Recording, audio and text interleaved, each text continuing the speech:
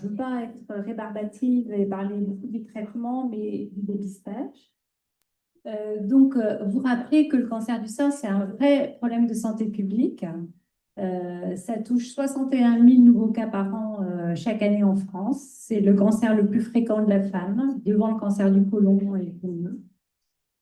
Ça a une incidence relativement stable depuis 2018. Mais il est en légère augmentation quand même. Il n'est pas complètement stable. Ça touche une femme sur 7 ou 8. Et c'est la cause de 12 100 décès par an en France. Et donc, c'est la première cause de décès par cancer chez la femme. En fait, le cancer, hein, c'est une blessure de l'ADN qui n'est pas réparée. On a des protéines de réparation. Notre ADN va se blesser par de multiples choses, le virus, la radioactivité, et malheureusement les oncogènes de l'environnement. Et en fait, les protéines qui réparent ces blessures sont abîmées, ne réparent pas, et il va y avoir une prolifération de cellules atypiques, tellement atypiques qu'elles s'autonomisent, et puis elles prolifèrent localement, et puis possiblement, elles peuvent évoluer vers une évolution régionale, puis à distance, qu'on appelle les métastases. Euh, il y a des formes qu'on appelle infiltrantes qui fonctionnent comme ça, et puis des formes in situ qui sont pour le moment n'ont pas envahi les tissus voisins, c'est-à-dire la graisse et les vaisseaux déjà dans le sein. Donc on va parler de formes in situ, de formes infiltrantes. Voilà, et en fait, on va voir que grâce au progrès, il y a des milliers de maladies différentes et surtout, il y a des milliards d'individus différents. Alors, ça touche aussi le cancer du sein, les hommes, c'est moins fréquent que les femmes, mais ça touche aussi les hommes, ils ont aussi une glande mammaire. Donc, il faut savoir que le sein, bah, c'est une poche de peau, c'est un organe qui contient plusieurs tissus, de la peau, de la graisse, des vaisseaux, les artères, les veines, les vaisseaux lymphatiques et un système glandulaire qu'on appelle la glande mammaire. Donc, il y a plusieurs organes, ce qu'on appelle les lobules et les canaux. Il y a des cancers qui vont se former dans les canaux, il y en a qui vont se former dans les lobules, il y en a qui feront une prolifération purement locale, et puis d'autres infiltrantes. Mais il faut savoir qu'un in situ évoluera inexorablement vers un infiltrant, mais on ne sait pas à quelle vitesse, vu que chaque individu a sa propre défense avec sa propre maladie, donc on ne peut absolument pas généraliser. Il ne faut pas vous dire je vais laisser passer un in situ parce qu'il ne va jamais se développer. Ça ne marche pas comme ça. Enfin, en tout cas, pas pour tout le monde. Et malheureusement, la science ne sait pas déterminer pour qui ça évoluera ou ça n'évoluera pas. Le cancer du sein ne fait pas partie d'un schéma cancérologique typique, comme on peut voir dans certains organes. Ce n'est pas du tout le cas pour le cancer du sein. Donc, en fait, on a fait des énormes progrès dans le cancer du sein. On s'est aperçu qu'il y a des formes très différentes, pas que anatomiques. Il y a des formes dans la façon de la tumeur se différencier, qu'elle ressemble ou pas à la glande mammaire en exprimant ou pas des récepteurs hormonaux, d'autres récepteurs membranaires de la cellule, ce qui permet de détecter des formes très, très différentes avec des thérapeutiques très, très différentes. Donc, on a de plus en plus de traitements différents selon la spécificité de la tumeur. Avant, on était assez basique, on parlait de stade, de la taille, les ganglions et les métastases, mais en fait, ça ne marche plus du tout comme ça pour déterminer un traitement. Enfin, pas que comme ça. Ça aide, mais ce n'est pas non plus l'ensemble des traitements qui vont être adaptés par rapport à la taille, à l'état des ganglions et aux métastases. Donc, tout ça, tout ce qu'on va détecter dès l'analyse des biopsies va nous permettre déjà de caractériser la tumeur, bien sûr aussi de voir quelle patiente on a en face de nous. Hein, aussi, il y a chacun ses propres histoires, ses propres entre guillemets tares, ses propres histoires de corps aussi et de vie, et de terminer en fait ce qu'on appelle un parcours thérapeutique qui va être réadapté à chaque fois parce qu'il faut vous dire que en fait c'est une espèce d'entonnoir. Au début on détecte un cancer, et puis après on va en savoir plus sur ce cancer et sur la patiente. Après, on a parfois d'autres résultats après avoir opéré les gens. Et à chaque fois, on rebat les cartes. Le but étant toujours de mettre en sécurité la patiente et de déterminer la thérapeutique la plus adaptée. Donc, c'est un parcours difficile pour chaque patiente parce que, comme on va voir, il y a un diagnostic, mais après, ça peut être rebattu et puis on peut parfois changer de thérapeutique au cours de l'évolution diagnostique, de ce qu'on fait, de la chirurgie parce que on se réadapte à chaque fois à la patiente et à la tumeur. Les facteurs de risque du cancer du sein, en fait, à part l'âge, parce que plus on vieillit, plus on fait des cancers. Il ne faut pas s'imaginer que parce qu'on est vieux, qu'on fait des cancers moins graves, on ne choisit pas son cancer. Mais même si on est vieux, c'est des cellules folles qui ne répondent pas aux lois naturelles du corps. Et elles augmentent avec l'âge. Hein. Ce n'est pas parce que le dépistage, on va voir, ça arrête à 74 ans qu'il faut arrêter le dépistage individuel, parce que le cancer du sein augmente avec l'âge et il est plus fréquent après 74 ans. Et on s'aperçoit que maintenant, les cancers, c'est devenu la première maladie de notre siècle, avec les facteurs environnementaux qui sont très importants. Et bon, après, l'INCa qui avait fait les facteurs de cancer retrouve toujours la même chose, le tabac, l'alcool. Mais en fait, il n'y a aucune étude officielle par nos organismes qui permettent de tester et efficacement donner des preuves diagnostiques sur les facteurs oncogènes qui sont les pesticides, les insecticides, les biphénols, les plastiques, les résines. On n'a que des études qui sont faites, mais pas par le gouvernement français ou par une étude. Enfin, pas officiellement, on n'a pas de publication de l'INCa sur ça. Mais on n'est pas bête, on voit bien qu'il y a quand même un souci. Voilà, en fait, quelques chiffres pour vous dire l'importance du dépistage et du traitement précoce. La survie est de plus de 99% à 5 ans pour les formes détectées à un stade précoce, hein, des petites tumeurs voilà, qui vont quand même changer le pronostic de la maladie, on survit à son cancer, et que quand il y a une métastase, la survie, elle descend à 26%. Donc, l'intérêt du dépistage du cancer du sein, c'est alors le dépistage, on va parler là du dépistage de masse qui est organisé par les structures de santé ou les régions. Hein. Jusqu'à présent, c'était les régions qui déterminaient les dépistages. Donc, il y a un financement par les régions qui vont être repris par la CPM, a priori. Et elles vont cibler une population qui est le plus à risque, qui est entre 50 et 74 ans, parce qu'on a vu que je ne vais pas détailler la diapo, mais que l'âge est prépondérant après 50 ans. Et du coup, vu que c'est un coût pour la société, on va déterminer le coût-efficacité. Les dépistages, c'est ça, parce que c'est un coût pour la société. Mais ça ne veut pas dire qu'il n'y a pas de dépistage individuel avant et après. Hein, ça veut dire que là, vous êtes convoqué et avoir un coût parce que on va permettre d'avoir un premier cliché, des clichés de radiologie des seins, et qui vont être, parce que c'est interprété par un médecin, il y a aussi l'IA qui nous a interprété maintenant les radios, mais pas que, parce que l'IA ne voit pas tout, elle est en cours d'évaluation, et on va faire une deuxième lecture par un autre radiologue. Donc la deuxième lecture, hein, vous payez les soignants, donc c'est un coût, donc c'est payé par la région ou la Sécu, ça va mieux.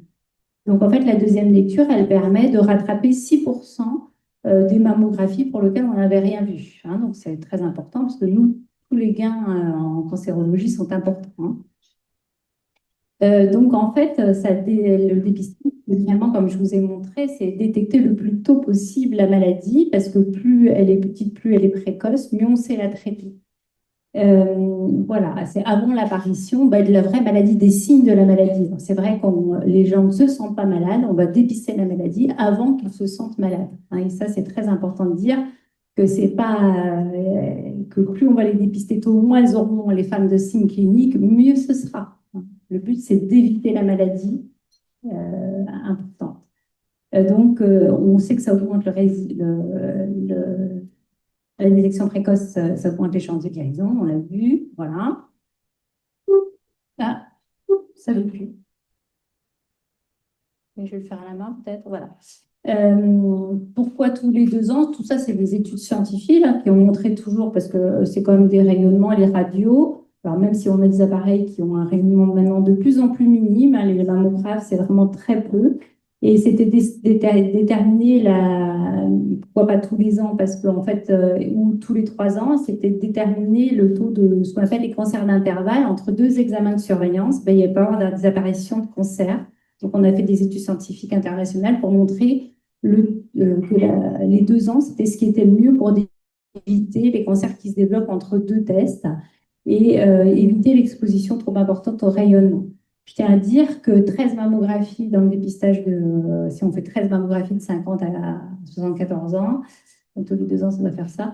Donc, en fait, c'est le quart d'un scanner, hein, le rayonnement. C'est quand même pas grand-chose. Hein, d'accord? Et c'est un dixième de prendre l'avion. Il ne faut pas oublier que quand vous montez dans les airs, la radiothérapie ambiante, elle est énorme. Hein, donc, en fait, on oublie ça. Hein. Donc, à chaque fois, il faut repositionner ce que c'est le rayonnement d'une mammographie.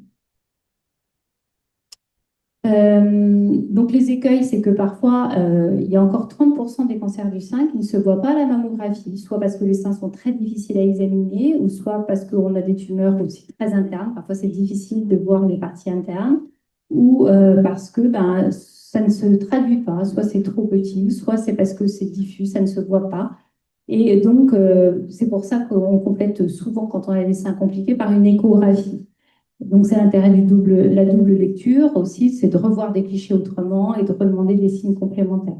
Donc, on fait en sorte que ça soit le plus bas possible. Et les faux positifs, ça veut dire que de déterminer des anomalies du sein qui sont en fait bénignes et qu'on aurait tendance à opérer. Alors maintenant, il faut savoir que tous les radiologues qui font de la mammographie, de l'interprétation, sont obligés d'avoir une validation. Donc, on a très peu ces cas-là. Autant au début, on avait plus des anomalies où des fois on allait opérer pour rien. Maintenant, ça n'arrive quasiment plus, d'autant plus que maintenant, s'il y a un petit doute, on fait une biopsie avant d'opérer. Donc, on peut vraiment orienter et pas opérer les gens pour rien, hein.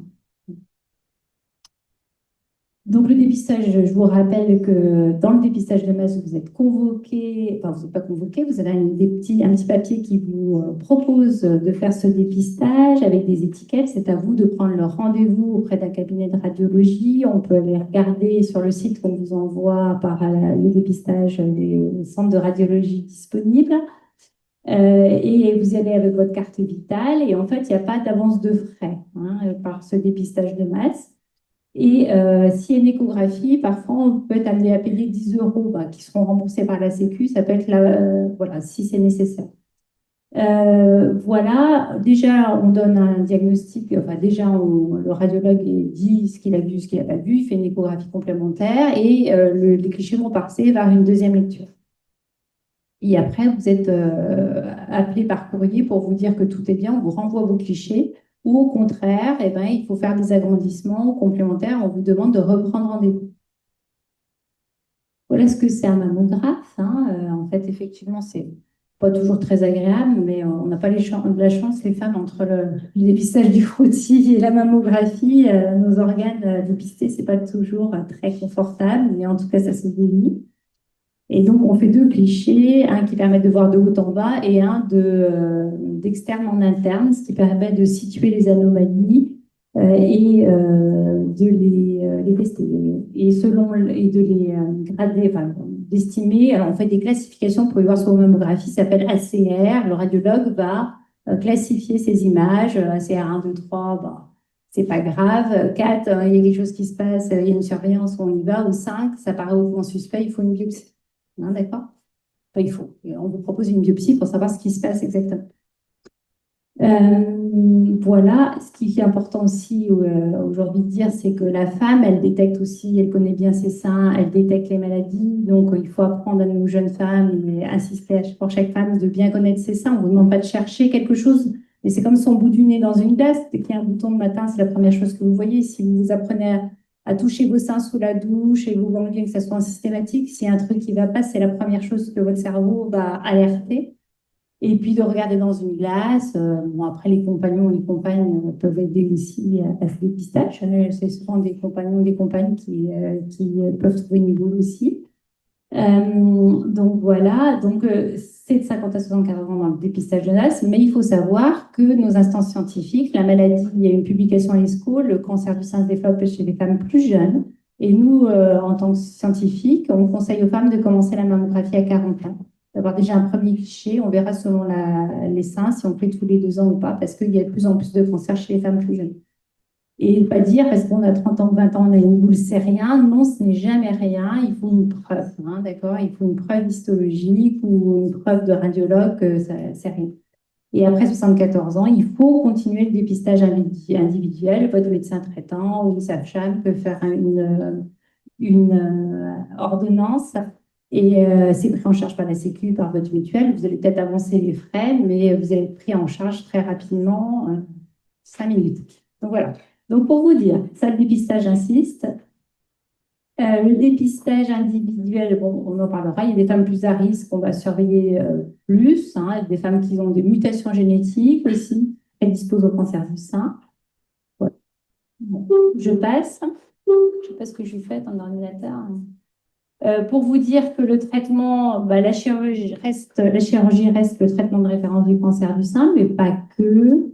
Il y a encore 30% de la chirurgie qui est radicale dans le cancer du sein, pas forcément parce que la maladie est grave, mais parce qu'elle peut être associée à des multifocalités, plusieurs lésions, ou de la maladie in situ précancéreuse associée. Donc, ça reste ce n'est pas rare dans la prise en charge. Et puis, selon tous ces résultats, les résultats de biopsie et parfois de la chirurgie, on va déterminer quel est le risque que cette maladie aille plus loin. Est-ce qu'il y a besoin d'un traitement général par chimiothérapie?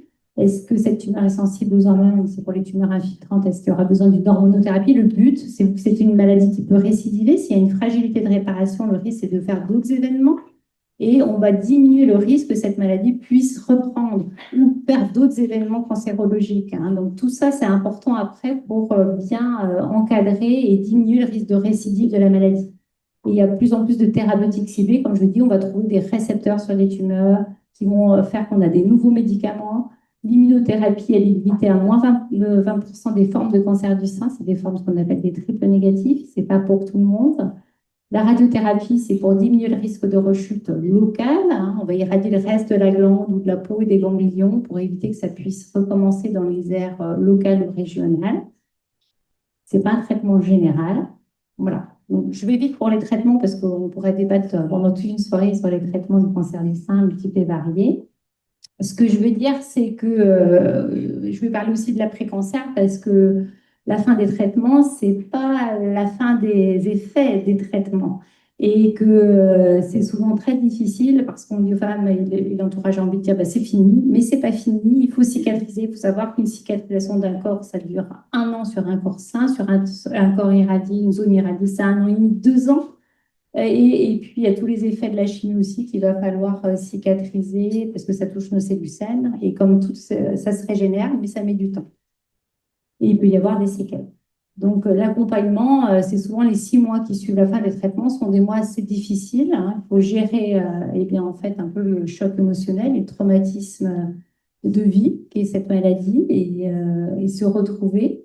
Donc, il y a tout ce parcours, je dis, tendre vers l'équilibre, après ce déséquilibre qui est quand même un sacré tsunami dans la vie.